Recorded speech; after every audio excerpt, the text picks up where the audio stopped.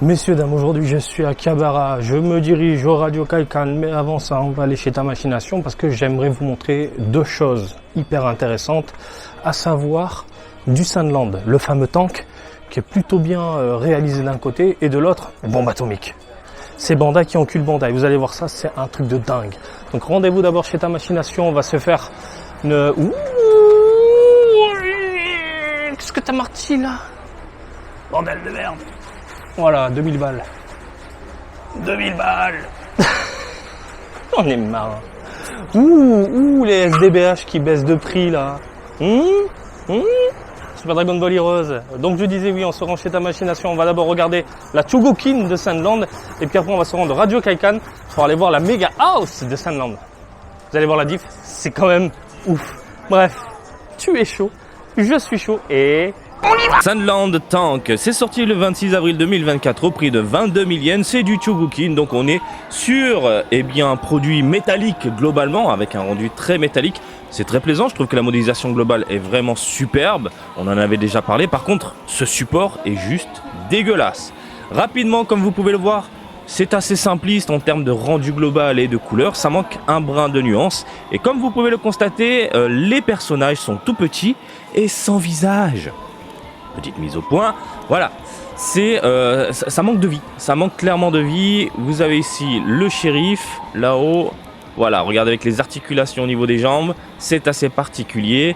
Vous avez Belzébub à l'intérieur, sans pupille, sans rien, il n'y a pas de visage, ça fait limite un tout petit peu peur je trouve. Après, le rendu métallique, en même temps c'est de la Chogokin, c'est plutôt plaisant à l'œil, et on peut le voir à l'arrière également avec les pots d'échappement, hein, ce côté chromé, hein, froid. Eh bien, c'est superbe, voilà. Après, c'est un bon produit, mais globalement, 22 000 yens, j'avoue que ça fait un petit peu mal au derrière. Je vous montre un petit peu tout ça avec un gros plan, et puis voilà. Là, on va parler d'un produit qui met une fessée à Bandai. C'est Bandai qui met une fessée à Bandai, je trouve ça délirant. D'un côté, on a la Ta Machination, la Chogokin, qui est plutôt plaisante globalement dans l'ensemble, malgré quelques défauts. Et puis là, on a un truc monstrueux qui a exactement la même taille globalement. Mais par contre, en termes de réalisation, on est sur un truc de malade mental. Ça n'a rien à voir. Alors, la différence déjà, le support. On a un petit carré, un petit décor plutôt bien réalisé, un socle magnifique dans un ton mat et surtout avec quelques dégradés. Hein, franchement, là, de ce côté-là, il n'y a rien à dire, c'est plutôt bien foutu. Ensuite, le tank, il est monstrueux, hyper bien foutu, avec de jolis dégradés. Il y a un petit côté granuleux qui ressort, un petit côté pas métallique, hein, contrairement à la Chogokin, mais vieillot, fatigué. Et même, regardez, au niveau ici, voilà, des enroulements et compagnie, c'est un truc de malade mental. Ça, par contre, c'est hyper bien foutu. C'est magnifique, superbe. Les personnages, pour en parler brièvement, rien à voir. La Chogokin, on a des personnages sans vie, sans visage, sans rien. Pourtant là on a un produit avec la même figurine, enfin la même proportion, les mêmes proportions et regardez, voilà, ton mat, petit visage qui va bien, Belzébub plutôt bien foutu également. Franchement c'est le top, c'est grave le top. Donc rien, mais alors rien à voir. Le prix de la bête, on est dans les 30 000 yens, mais ça les vaut. On dirait une mini résine en fait, une mini résine plutôt bien foutue, voilà. Même regardez putain, les pots d'échappement, c'est en métal quoi. C'est hyper bien foutu. Non franchement, elle met une putain de fessée à la Chogokin. Pourtant Ta Machination appartient à Bandai. Mega House appartient à Bandai. C'est Bandai qui se met une fessée. C'est dingue.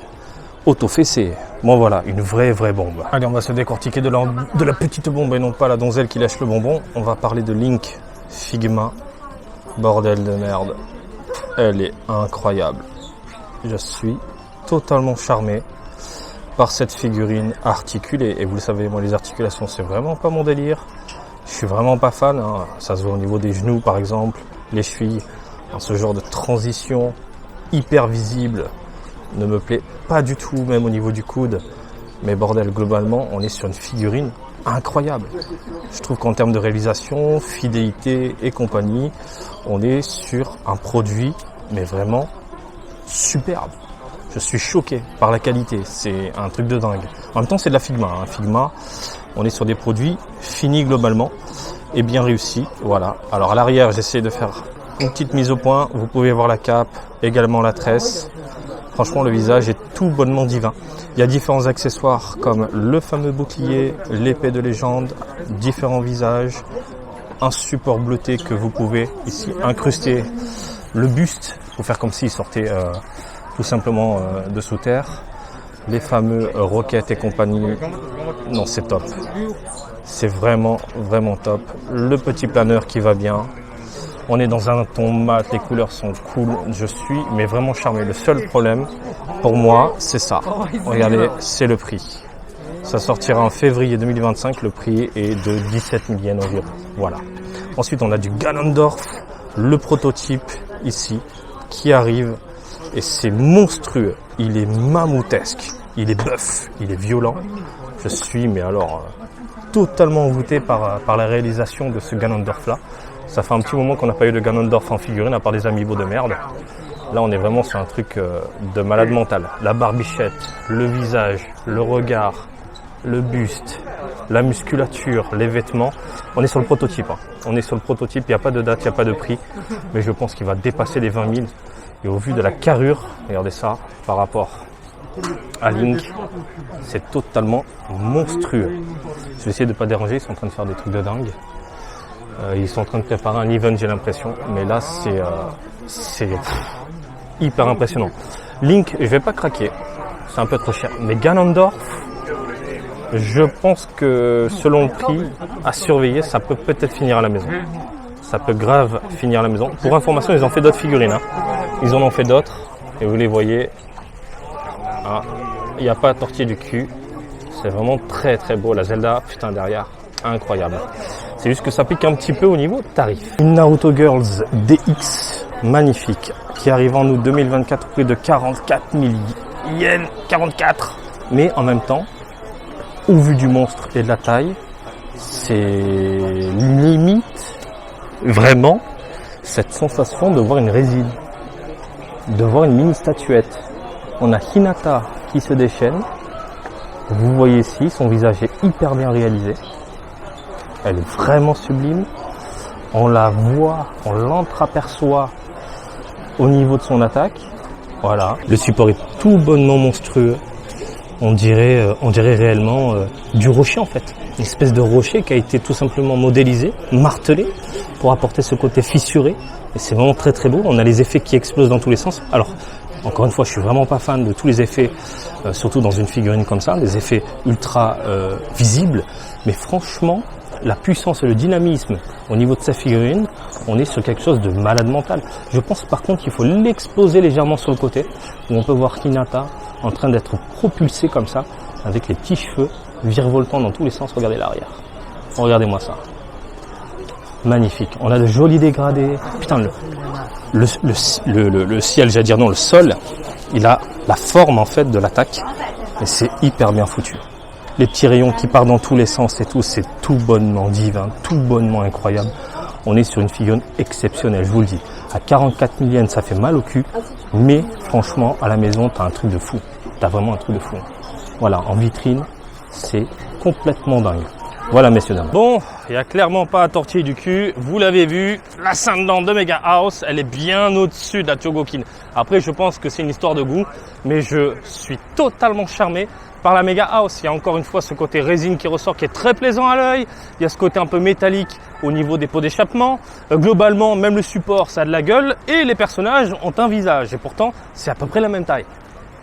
L'autre, la Chogokin, ce que j'aime beaucoup, c'est le tank qui est vraiment chromé, métallique. Là, c'est le principe des Chogokin, on est d'accord. Mais bordel, le reste, le support en plastique dégueulasse, mais 30 000 chez Mega House.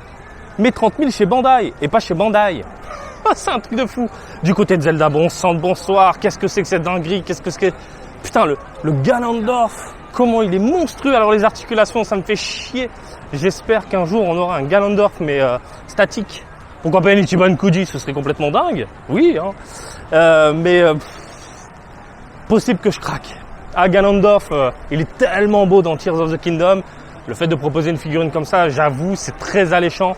Le Link est superbe, mais les prix des Figma, mais voilà, ça fait tellement mal au cul, les DX, Ça fait chier, quoi. Ça fait chier, ça fait cher.